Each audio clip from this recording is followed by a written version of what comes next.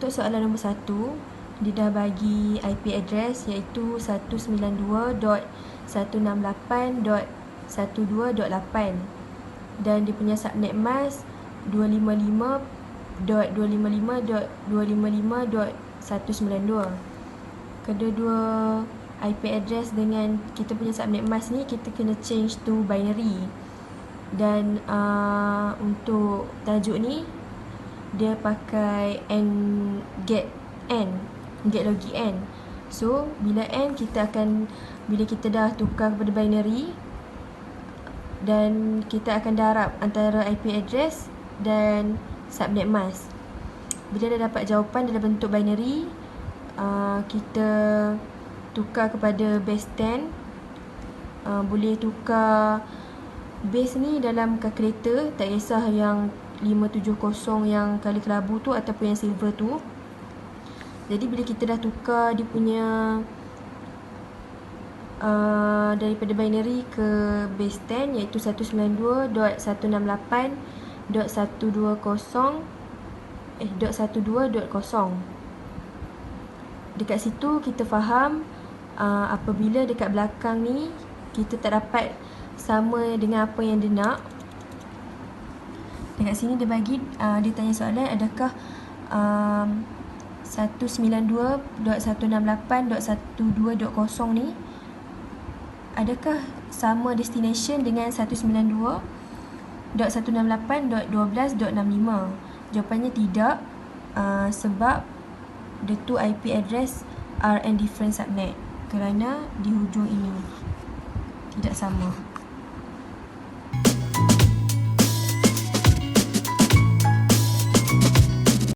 Untuk soalan nombor 2, dia sama juga macam soalan nombor 1. Dia dah bagi IP address, then dia dah bagi subnet mask. Jadi kedua-duanya kita kena change to binary. Bila dah change to binary, kita akan darab antara dua tu, dan bila dapat jawapan dalam binary, kena tukar ke base 10. Jadi jawapannya adalah 192.168.12.128 is a subnet the packet sent to. Dekat sini sebabnya tak payah.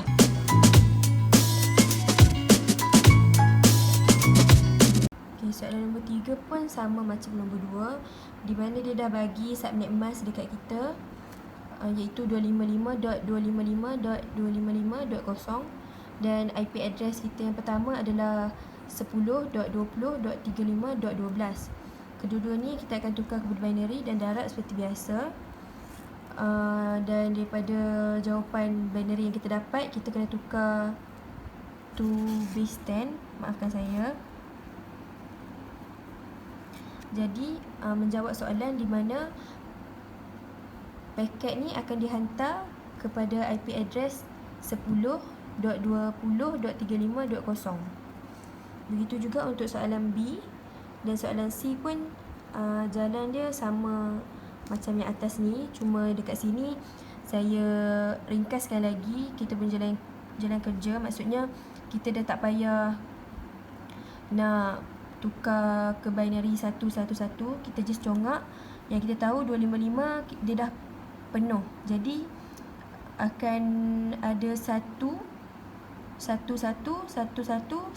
sebanyak 8 kali. So kat sini 8, 8, 16, dan kita tahu kat belakang tu kosong. Dan apa-apa yang kita darab dengan kosong dan kita darab dengan satu akan darab satu akan dapat satu. Jadi cuma yang bezanya dekat belakang ni sahaja.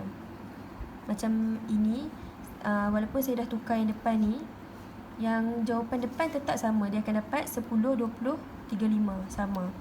Dan soalan B dan soalan C pun macam tu, 10, 50, 35. Yang membezakan yang belakang ni sahaja, sebab subnet mask yang hujung sekali dia ada kosong untuk 8 bit terakhir. Jadi bila kita darab apa-apa number dengan kosong, dia tetap akan jadi kosong.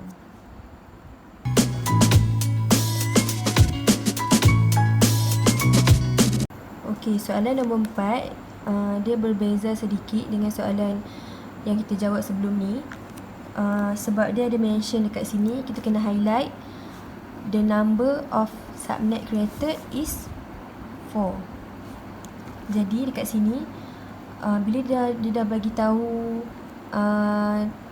subnet created adalah 4, kita boleh dapat tahu dia punya selang kelas. Jadi dekat sini 4 ni ada formula yang kita dapat adalah 2n sama dengan subnet created iaitu 4. Jadi nilai n adalah 2. Nilai n adalah jumlah bilangan nombor 1 pada bit yang terakhir. Maksudnya contoh yang kalau yang belakang tu bit yang terakhir semua ada 8 kan. So dekat situ dia akan jadi bila mana n sama dengan 2, dia akan jadi 11000000. Okey, dekat sini kalau kita nak tahu selang kelas dia, kita kena kira bilangan kosong pada belakang ini. Kita pakai juga formula 2n. N ni adalah bilangan nilai kosong. Jadi nilai kosong dekat sini adalah 2 kuasa 6. Jadi dapat 64. Ini bermaksud dia punya selang kelas antara first subnet, second subnet, third subnet, fourth subnet adalah 64.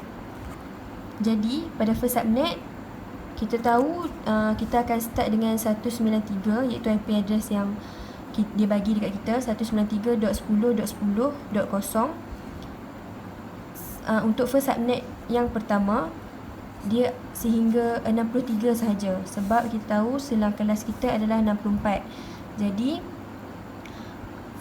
untuk first subnet dia sehingga 63 sahaja. Untuk second subnet 64 sehingga 127. Third subnet 128 sehingga 191. Dan fourth subnet adalah 192. Macam mana kita dapat nilai ini? 191 saya tambahkan dengan 64 akan dapat 255. Jadi dekat sini untuk soalan B dia tanya subnet mask. Untuk soalan ini adalah 255.255.255.192. Dekat mana saya dapat 192 tu? Okey, di mana saya dapat 192 adalah daripada hasil saya tukar binary ni kepada base 10 iaitu 11000000. Okey, tips yang kita boleh tengok, kita boleh tahu dia kelas sama ada kelas A, kelas B ataupun kelas C dengan tengok jumlah yang kat depan ni. 193 berada dalam range kelas C. Jadi untuk kita menjawab soalan B, kita kena penuhkan 3 tempat di hadapan dahulu dan kita tengok dia punya nilai 1 tu.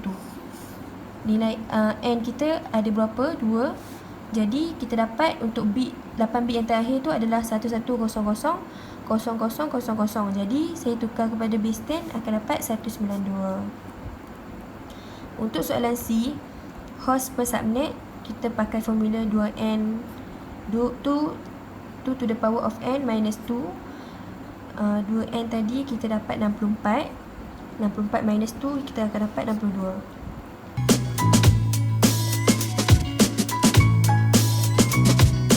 Soalan 5 sama juga dengan soalan 4. Cumanya dia beri nilai subnet created tu berbeza. Dia bagi kat sini 8. Jadi 2 kuasa n sama dengan 8, n sama dengan 3. Ini bermaksud untuk 8 bits yang terakhir adalah 11100000. Okey. Dekat sini kita dapat cari juga selang kelas dia, di mana kita boleh cari selang kelas dia dengan kita kira bilangan kosong di belakang ni. Jadi 2 kuasa 5 sama dengan 32. Jadi selang kelas bagi setiap subnet adalah 32. Sama juga untuk first subnet, dia akan start dengan kosong sehingga 31. second subnet 32 sehingga 63 dan seterusnya. Baik, untuk menjawab soalan 5B, sama juga macam nombor 4B tadi. Kita tengok nombor hadapan IP address yang dia bagi. Dekat sini 211. Bermaksud 211 ni berada dalam range kelas C. Jadi kita penuhkan dulu 3 tempat yang pertama, 255.255.255. Macam mana saya boleh dapat 224? Sebab nilai N kita tadi adalah 3. Jadi untuk nilai binary untuk 8 bit yang terakhir adalah 11100000. Apabila nilai ini saya tukar kepada base 10, dia akan dapat 224. Begitu juga untuk 5C, host per subnet 2 to the power of n minus 2. 32 minus 2 equal to 30.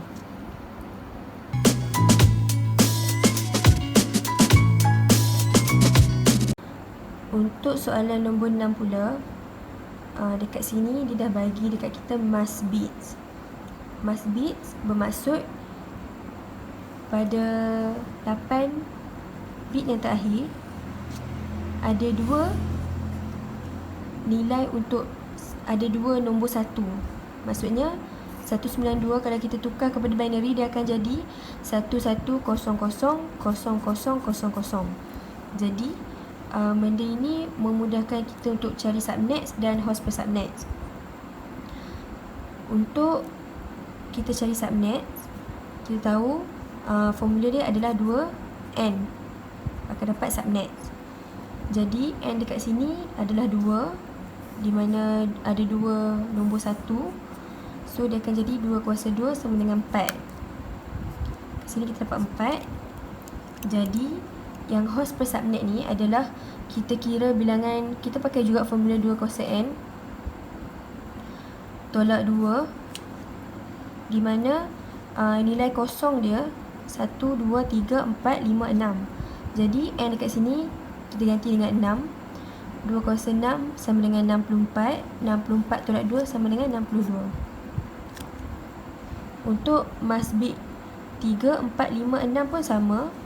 Kita dapat tahu bilangan nombor 1 ada 3 dekat belakang yang last ni. Jadi kita cari subnets dia dengan 8. Dan ini adalah bilangan nilai kosong yang dekat belakang tu. Maaf, dekat sini nilai dia adalah 2 kuasa 5. 2 kuasa 5, 32 minus 2 dapat 30.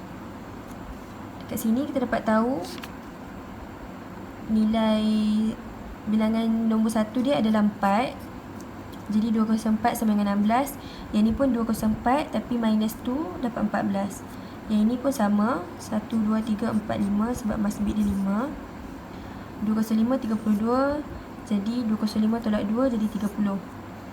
Dekat sini 6, 1, 2, 3, 4, 5, 6. Jadi akan ada 2 bilangan kosong. Dekat sini 2 kuasa 6 sama dengan 64. Lepas tu 2 kuasa 6 tolak 2 sama dengan 62.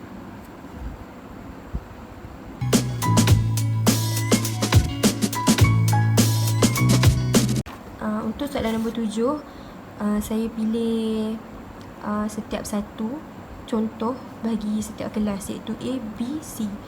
Untuk yang first, saya akan tunjuk macam mana nak jawab kalau kita dapat kelas B. Macam mana kita tahu kelas B? Kita tengok yang depan ni, 128 adalah range untuk kelas B. Baik, kelas kita jawab B dan CIDR ni 30. Untuk kelas B, dia hanya penuh untuk 2 tempat hadapan je. Maksudnya dekat sini 88 akan jadi 16. CIDR adalah bilangan nombor 1 dalam bits tersebut. Jadi dekat sini dia kena pinjam lagi 8. 8, 16, 24. 24 kat sini akan jadi 6. So sini 1, 2, 3, 4, 5, 6, 1, 2. Jadi untuk subnets, kita kena kira N ni adalah bilangan nombor 1 yang kita pinjam. Maksudnya sini kelas B, dua kelas yang depan ni sahaja kita tak payah kira dia punya N tu. Kita kira yang dipinjam selain daripada kelas dia sahaja, iaitu 8 dengan sini kita dapat 6, jadi 14. Kita pakai formula 2 kuasa N, iaitu 2 kuasa 14, dapat benda ni. Dekat sini kita pakai 2 kuasa N tolak 2. Cuma N dekat sini adalah bilangan kosong yang terakhir ni. 2 kuasa 2 tolak 2 dapat 2. Untuk soalan bagi macam mana kita nak detect dekat mana kelas, duduk dekat kelas A ke kelas B, kelas C. Kita tengok yang depan ni, kita kena tahu yang 193 ni adalah range di dalam kelas C. Jadi kita letak kelas C, dan CIDR dia nak 28. Apa yang kita tahu, kelas C dia akan penuhkan 3 yang depan dulu kan, macam yang atas tadi. Cuma ini kelas C, so 3 tempat dulu dia akan penuhkan. So dia akan jadi 8, 16, 24. Jadi dia nak cukupkan 28 tu, dia kena pinjam dekat sini lagi 4. Dekat sini jadinya 1, 1, 1, 1, 0, 0, 0, 0. Jadi untuk subnet N sama dengan 4, sebab kita pinjam 4 dekat yang belakang ni. 204 sama dengan 16. Dekat sini pula nilai jumlah bilangan kosong dia pun adalah 4. Jadi 204 tolak 2 sama dengan 14. Bagi soalan ini pula, dia bagi network kelas dia 10.0.0.0. Dekat sini kita dapat tahu yang ini adalah kelas A sebabkan 10 ni. Jadi CIDR yang dia nak adalah 13. Seperti yang kita tahu, untuk kelas A dia akan penuhkan yang depan sahaja, 8. Jadi dia memerlukan lagi 5 untuk pinjam dekat sebelah ni.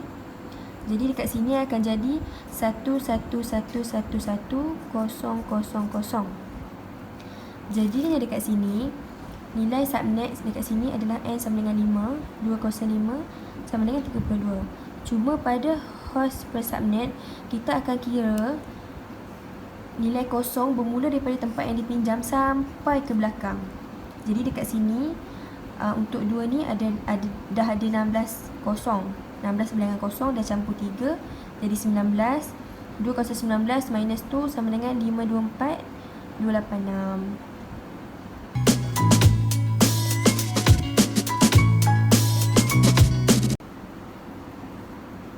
Untuk soalan 8, dia dah bagi dekat kita IP address dan dia dah bagi subnet mask dekat kita. So dari subnet mask kita boleh tahu CIDR, dan dari CIDR kita boleh tahu subnet mask. Okey, dekat sini dia bagi subnet mask 255.255.254.0. Jadi kat sini kita tahu CIDR ni adalah kita tengok bilangan nombor 1 dekat setiap bits tu. So kat sini 8, 8, 7. So 8 tambah 8 tambah 7 sama dengan 23. Jadi dia punya CIDR adalah 23.